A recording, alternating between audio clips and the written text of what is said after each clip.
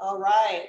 Almost ready. Adam's setting it up to be live on Facebook here. All right, let's do it. There we go. See? All right, we are live. Welcome back, everybody, to another event or another episode of CV Tech Talk Live. We used to do this every week, but COVID happened, and we're doing it once a month. And doing it once a month makes it a little bit easier to bring in, some of the brightest minds out here in the Central Valley across the world. And this week, our special guest is our good buddy from up in the Central Cal Q area, up there in the Modesto area, Scott Nunes. And Scott Nunes is with us tonight to talk about not just surviving these current crazy times, but thriving. So thanks for joining us, Scott, and go ahead and just introduce yourself for a minute. Yeah, thanks so much for having me, and thanks for the warm welcome, Adam. Appreciate you too, brother. Shout out to CCQ repping in the Central Valley, just north of you guys.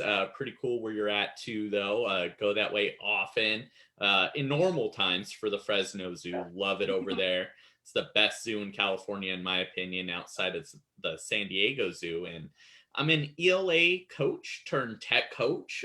Thanks to you guys and your modeling too, and your book, right? I have a great primer and guide to follow as I engage in my first year as a former teacher, helping teachers out there, because the struggle is real. So I'm really pumped to talk about how to not only survive 2021 like we survived 2020, but really to thrive, to find your thing and to go after it, go all in. Right now is the time to change. And as we talked off camera about our buddy Joe Marquez, he's living, breathing that model right now for sure.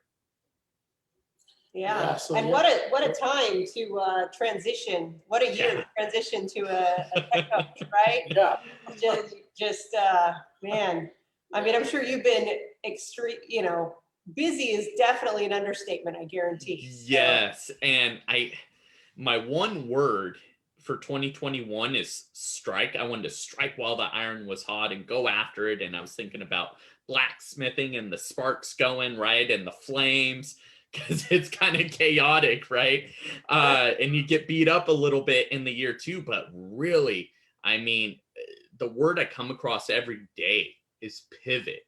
You have to do these little pivots because there's so many variables with our students, what's being asked of us. And in my position, training 3,500 staff and being responsible for being responsible for 30,000 students.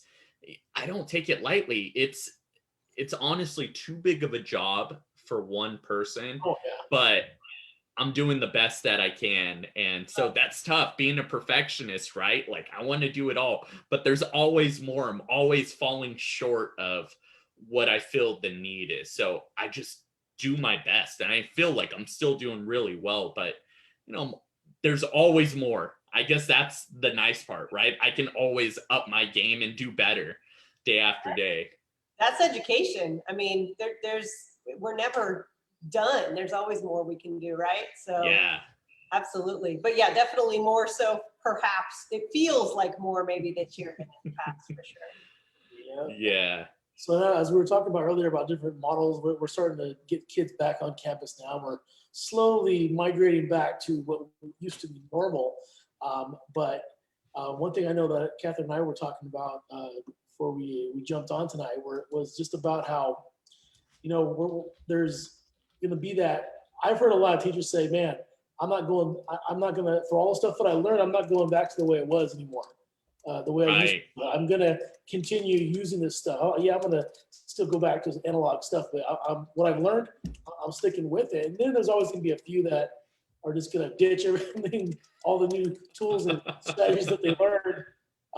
So that's definitely something that's going to be on in all three of our roles, something that we're going to have to tackle and kind of maintain the ones who want to keep going and kind of continue that spark for those who kind of want to let that spark go out.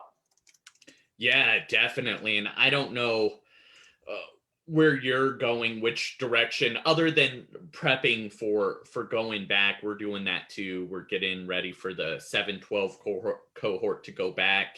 K through 6 is going back, or it has been back since December-ish, end of November, December, somewhere in there. It feels like years ago at this point. Yeah. And they just went to a hybrid model. We were doing the high flex model, but with the cohorts A and B. Now it's just you're either in person or you're at home, and the teacher teaches to both simultaneously. And we're training the teachers, okay, address the home group, address the class group, and use these kind of differentiated phrases here. And now we're working with 7-12, prepping them for the same kind of model. But really, my big focus is not even on right now. I'm trying to think like 5-10 years down the line with ed tech, and just like how we had to fast forward 5 years on our tech plan in a matter of a month. I know you guys were offering lots of trainings. We did 110 webinars between myself, the other tech trainers, admin, and supportive teachers.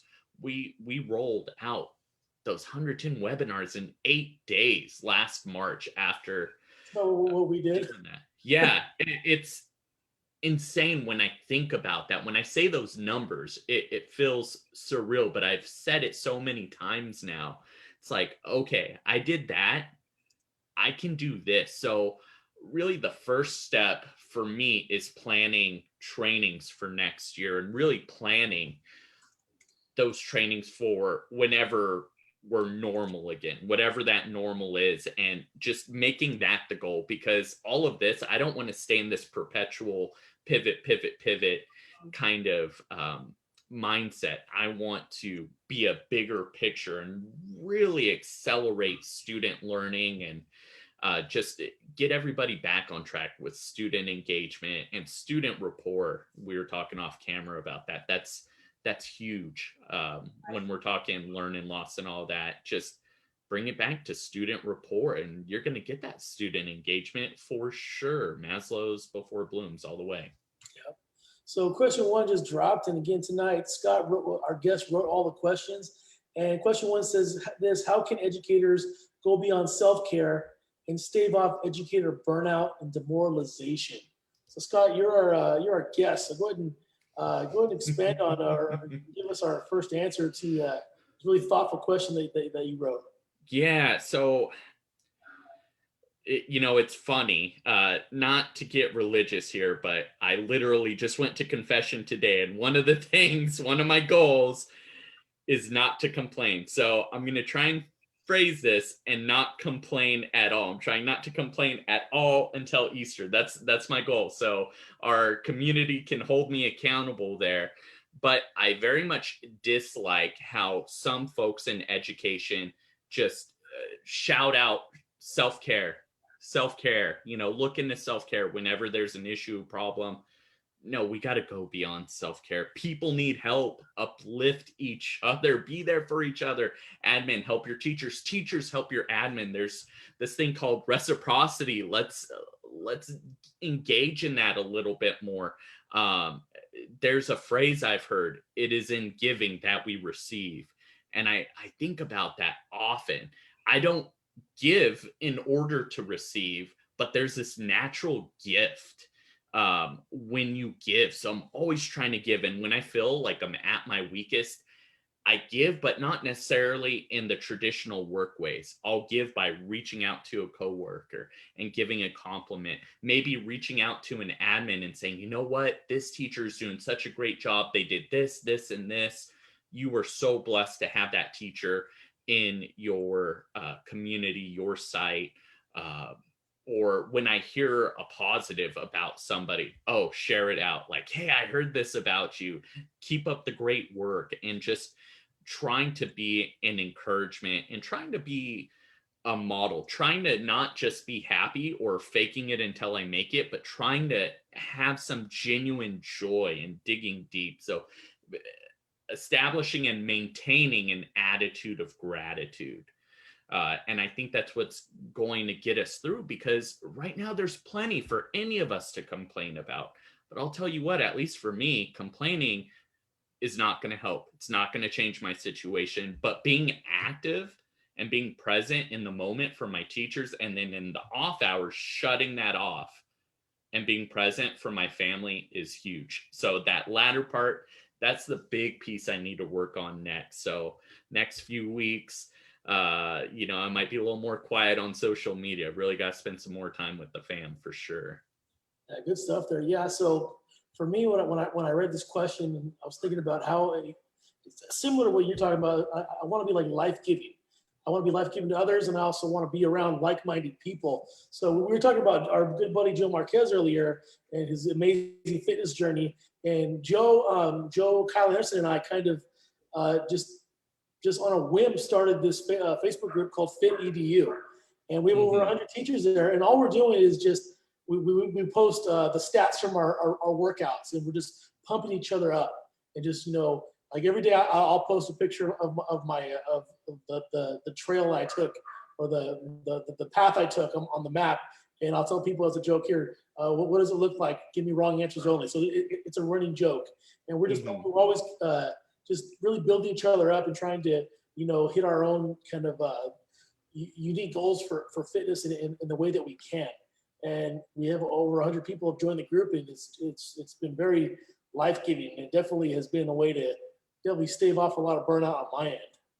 I think those connections are key, because you're talking about you're doing, you're working out, you're trying to, do what's best for you as far as fitness, but you're doing it with others and you're being connected. So I think that's super important. That's Sarah Smith on Twitter talked. One of the things she said that's helpful is just talking to your people. She says, talking to your peeps, carving out relaxed time, lose yourself in a hobby. But I think connection, that's a good one. Yeah.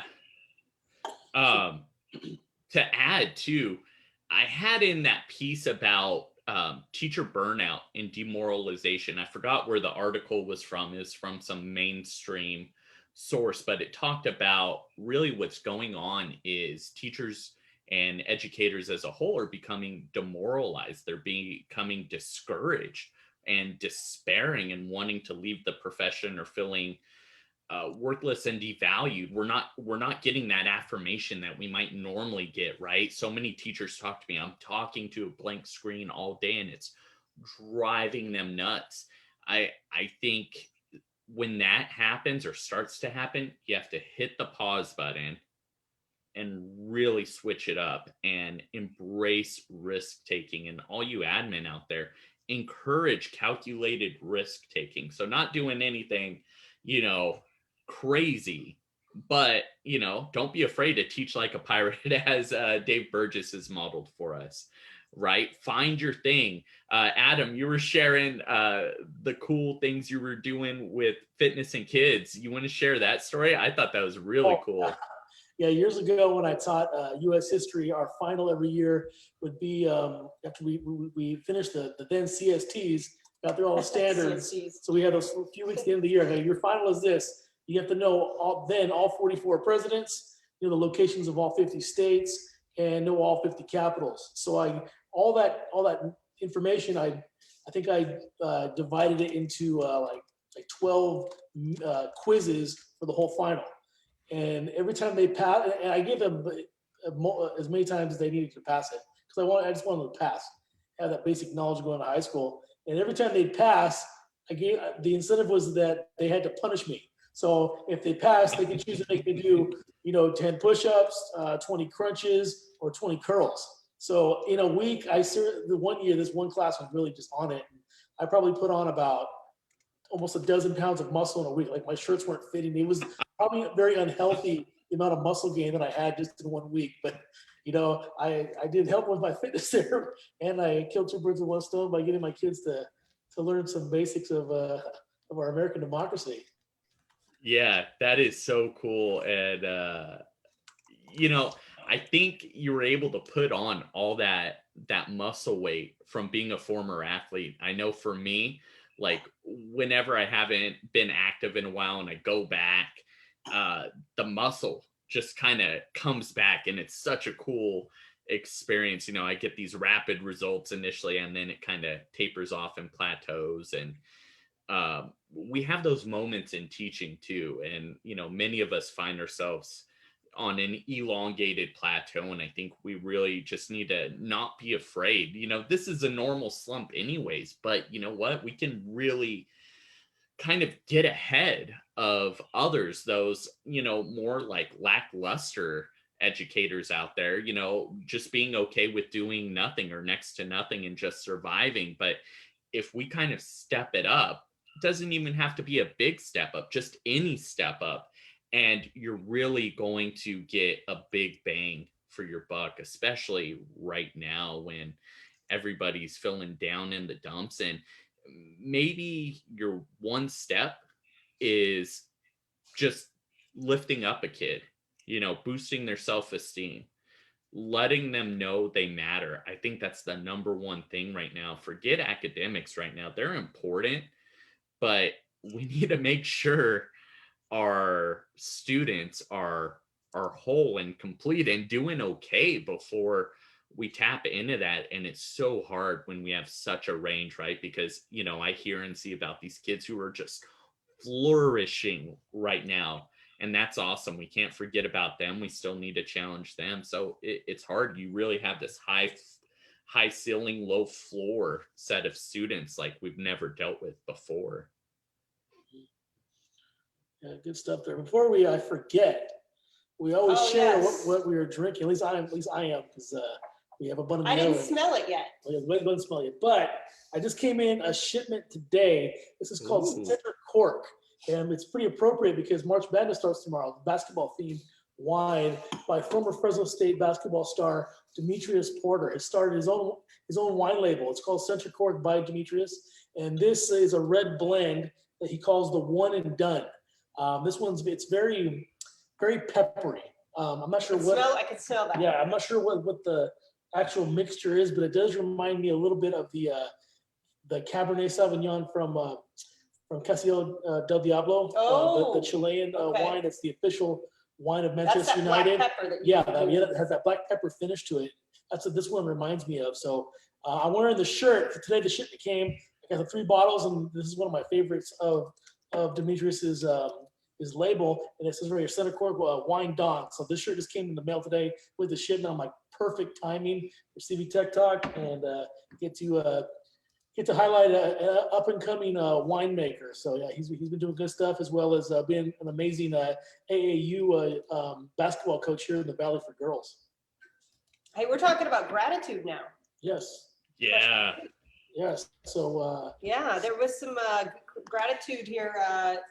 Les Dieterstein was talking about how he's grateful to still be employed during the pandemic, because you think about it, there were a lot of look at all the businesses that have shut down. I know my brother suffered a lot with being self-employed, and lot of struggles financially. So that is definitely something that I'm grateful for ourselves as well.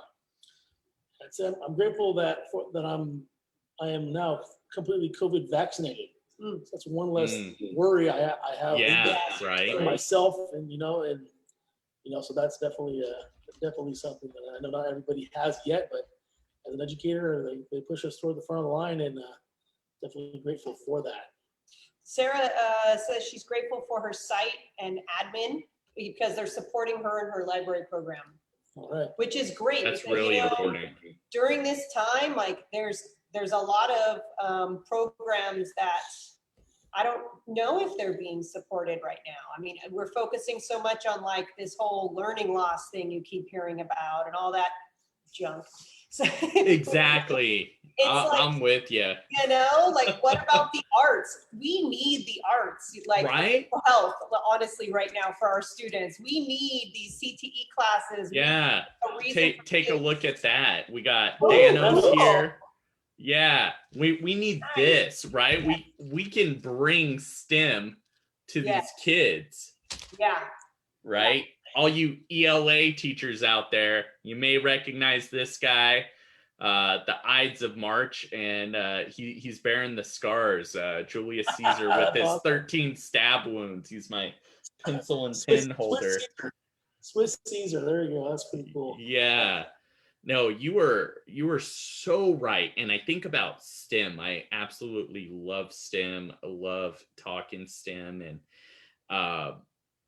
that's the future, right? STEM and STEAM, bringing in the arts, because you need that along with the engineering, technology, math, right? I think about functional beauty. So Tisha Richmond, another DBC author like you two, her husband, Russ Richmond, makes these awesome mugs, and they look cool in the pictures, but when you get one, it's like a heavy duty mug. You can like beat someone with this, and it's still going to stay together, and it keeps your coffee so hot. That's like my one vice I consistently allow myself is coffee. I don't ever really give it up. I'm dependent on it, and I just really enjoy coffee a lot. So shout out to them. We need that. And one thing he was doing was I think, sending out clay. He's a ceramics teacher, so I think he was sending out things, and then they would like bring it back. And I've heard of different people doing things like that. You just gotta be a little more innovative and take a risk. Maybe it fails. I know my kids in a lunch pickup got some STEM kits. That was super cool. I mean, they burned through it really fast, but they loved it. You know, that reminds me of, I was asked today by a couple of administrators, this is at the high school level, well, how in this, you know, they're doing the high flex thing, right? But what their question was, how do teachers and kids do labs? And what was really interesting was I had to say, you know, I haven't heard a lot about that. I think most of the time the teacher just does the lab and the kids watch, right? But this particular science department at that site, they've been asking for, I mean, they've been trying to rack their brain, trying to find ways they can like give the kids at home stuff so they could do at least some sort of, you know, science labs and stuff. And I was like, that's great, because some teachers are not, it's not easy. Like they don't have good answers during COVID, but they've really, like, they have a passion for making sure that these kids still have these opportunities. So it reminds me, Scott, of what you're talking about. You know, we need that hands-on learning. And so trying to find ways to do that and not just saying, oh, it's COVID, I guess, oh, well, you know, I was real impressed by those teachers. It was inspiring to see them just really racking their brains, trying to figure out how to make this work. Yeah. Kudos to teachers, man. Talk about putting in work and being flexible. Shout out to all the teachers out there. I experienced it a bit. So from March through the end of May, I was in the trenches with them, and also in my new job. So it was neat to kind of see both ends, kind of this more administrative and coaching role and the teaching role, and kind of get a really holistic picture. And now just supporting the teachers. Wow. I feel like my number one thing, like I encourage the teachers to do, is to really be their cheerleader. So just listening to them. Sometimes they'll come to me for tech help, but really what they need is just a sounding board, just somebody to bounce an idea off of, or just somebody to listen. Like, I'm at my wit's end. Am I crazy? And I'm like, no, you're not. Like, that's a lot. Hang in there. Let me know. And I find myself stretching myself. Like, maybe the day's done, but you know what? This teacher really needs help. And if I don't help them, who's gonna help them, right? It really is me or nothing. And so really trying to be mindful of that, but at the same time keeping my own kind of candle lit and keeping it from flickering and burning out, always kind of having that there, because you know what, if I go down, there's no substitute for me. Not to oversell myself, but I just know there's nobody hired to take my position, right? And it would add an increased burden on everybody else. Yeah, so I'm glad you shared that story, because, you know, I found that recently, like this year, my job has morphed to this. Like I call myself in jest a professional thought partner. That's what that's just what Yeah. I do. And my teachers, I think, are well trained with tech and up to the point where I don't have to sit there and hold their hands anymore. But they come to me like they're on the cusp of something. They just don't know where to go. And just, again, being that sounding board and letting them, and hearing them out, they kind of figure out on their own. And that's such a huge coaching win when that happens. I know I've noticed, like, on our Fridays, where our schedule is, in the afternoon, I'll have 4 or 5 people, socially distance in my room, just coming in, and we're just, just shooting the breeze and just throwing out ideas left and right and coming up with things, and no structure to it, but it's just being there has probably been the biggest contribution I think I've had this school year. No, those moments are key, and you have to like hang on them because they don't necessarily happen all the time or every day. That's one thing I miss about being face to face. Oh, every day in the lunchroom was amazing. There was a group of 6 or 7 of us that would play ping pong every day. That's the thing I miss most about my coworkers and being away from being face to face. I'm still working remote with my position, even though there's teachers that are back. I'm in the high risk category, so I have a special note for that. So that's been a challenge. Like, and there's this draw to go back and help, but I know, like, oh well, if I get this thing, I'm gonna be in like really bad shape, and with my family, just not willing to take that risk yet. For me, it's hard, and just I never thought I'd be in that position. It's a weird position to kind of be in, but I had a moment like what you were talking about. I had that moment yesterday with my buddy Matthew, who I do the TNT Ed Tech podcast with, and we finished up with our guest Jamie Donnelly yesterday. She's amazing. She's got the immersive classroom, super cool AR VR stuff in here, relational stuff, a lot about like kind of changing your mindset when approaching ed tech to really be mindful of student data privacy, security, how to roll out these initiatives. So it even goes beyond just AR VR. And Matthew and I talked to Jamie for probably an additional 40, actually I think like an hour, almost an hour, and then we talked another hour, and we were just like you said, Adam, brainstorming, just talking shop and ideas, and it was free flowing. It was awesome. Made my week easy. Yeah. Those moments are just the best. Like, when you just have those connections with people, and if you can be that for someone, it's huge. Like, for me, you put me in a 80 compost in a room, and 30 minutes we will come up with about a dozen crazy ideas. Run with it. Like, I mean, you've been to Q, you see the whole Q tank thing. That was just a random lunch one day, eating burritos and drinking low carb monsters. We came up with it as a joke, and look where it went, and what it's become, and so many of these ideas that just he's that person for me. We bring it out of each other, and you can be that for someone, man. You've done your job. So I think what's interesting along those lines is Joanne Seal on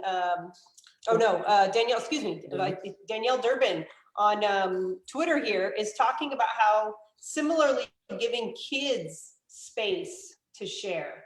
And she said they did it. She called it Therapy Thursday as a warm-up. It just allowed space for kids to talk if they wanted to. And it was really helpful, and they want to do it. They're going to do that twice a month now. So it's important for everyone, but for kids too. I thought that was great. Thanks, Danielle, for sharing that. Yeah, I think that's a great point. Go ahead. Sorry, Adam. So question 4 just dropped, and it says, give a shout out. What are 1 to 3 people in education everyone in this chat can be inspired by? That's a good one. Keeping it to 3 would be. That's a tough one. That's a tough one. Right. I'll do my best here. I know we've dropped quite a few names, but I'll let you run with it right now, Scott.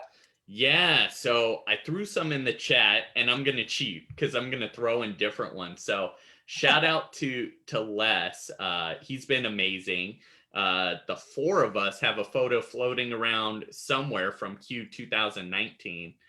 I think it's on his phone. So if you're listening here as well, Les, you got to share it out and tag us all so we can see that again.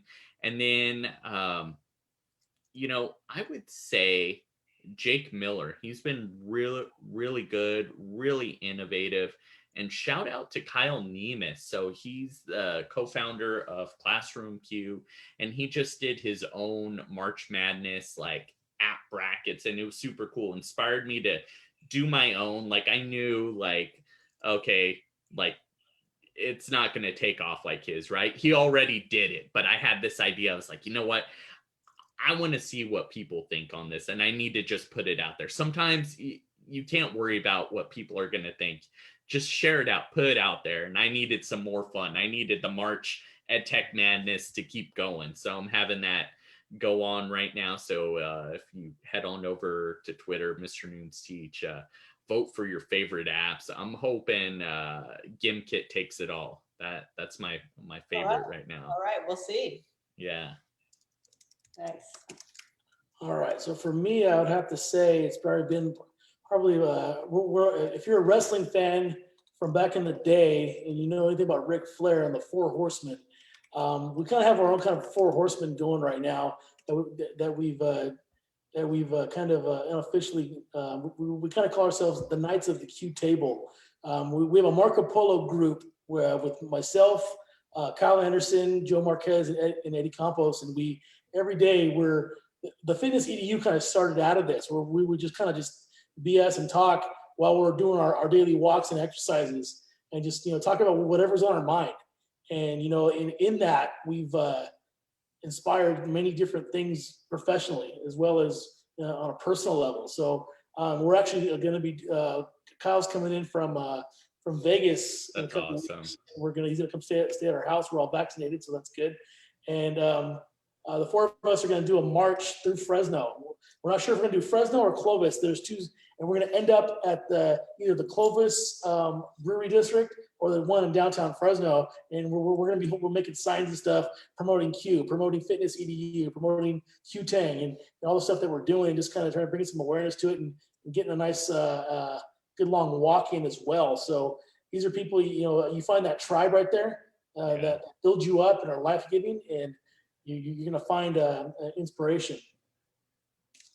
No, you're absolutely right. That makes me think about I think it's Dave Burgess's latest podcast episode. It's a eulogy to his buddy John Beret, former educator that passed away, and I don't want to spoil the episode. It's not long. It's like 8 minutes long. Everybody should go check it out, but so heartfelt. And one key reveal in there that ties in with your Four Horsemen is Dave belongs to this group, the five guys, and his buddy was part of that group. So it really makes a difference. You got to find your tribe, right? And we have a beautiful, just gracious PLN with Q. That's really how I got my start. I hopped on Twitter, and then fall Q 2018, hit the ground running, and haven't stopped since. All the fun really ramps up tomorrow, and Joe's just gone crazy in a good way with all of the outside the box events he has. We got Rocket League, we got the podcast meetup, right? Authors, I could go on and on about all of the outside the box things that Q is having. Yeah, definitely, man. So I will have to agree with you about Fall Q 2018. That was pretty momentous for the two of us. Yeah, it was. I forgot about that, man. It's mentioned in our book, actually. That's right. It's funny because in our book, like when it was being edited, they were like, we have a suggestion. We want you to move like part, such and such to the end, because then it'll end with a marriage. And we're like, we think that's really romantic. And I was like, oh my gosh. We are not romantic, but I'm like, oh, okay, that's cool. Like it's actually kind of a cool little idea there, but yeah, that's how Shakespeare would end his plays. So it's a classic. Yeah, I mean, everything has to end with a wedding, right? Like all the stories. I just thought it was funny, oh, okay. I mean, it worked. It actually worked out really well putting it at the end there, but you know, we haven't thought of it that way, obviously. So, Yeah, it's nuts. yep. All right. Well, you know what, man, time flies when you're having fun. So, man, that's it for the chat tonight. I want to thank our guest, Scott Nunes, for joining us tonight, both on Twitter here on Facebook Live. Again, you give me a day or two, and you can find this Facebook Live will be archived on our YouTube channel, as well as on the audio version will be will be available through our podcast. You can find that on Apple Podcasts. You can find it on Google Podcasts and Spotify. And then also links to all that will be shared on cvtechtalk.org. So before we sign off, Scott, any final words of encouragement? So shout out to your book, Thank you. yeah. Especially if you're thinking about being an ed tech coach or thinking about a different role. I think you guys bring up some really great things, and I love the perspective. I'm all about hashtag better together, and you two are certainly better together and make each other better. And, it's like Voltron or something, or Captain Planet, when your powers combine, Right. you become greater. In that way, it's like the best of each of you comes together to make something even greater. So I would say get the book and find your tribe. If you haven't found it yet, keep searching. They're out there. You need at least one really good friend in this field, so find that friend. Don't be afraid to put yourself out there, be a little vulnerable, and share. You don't have to bear it all, right? But keep it real, and good things will happen. Well, thanks so much, Scott. And everyone, if you haven't already, be sure to check out Scott's podcast as well. Yep. And check him out on Twitter at Mr. Nunes Teach. That's right. All right. All right. Thanks so much. Appreciate you guys. All right.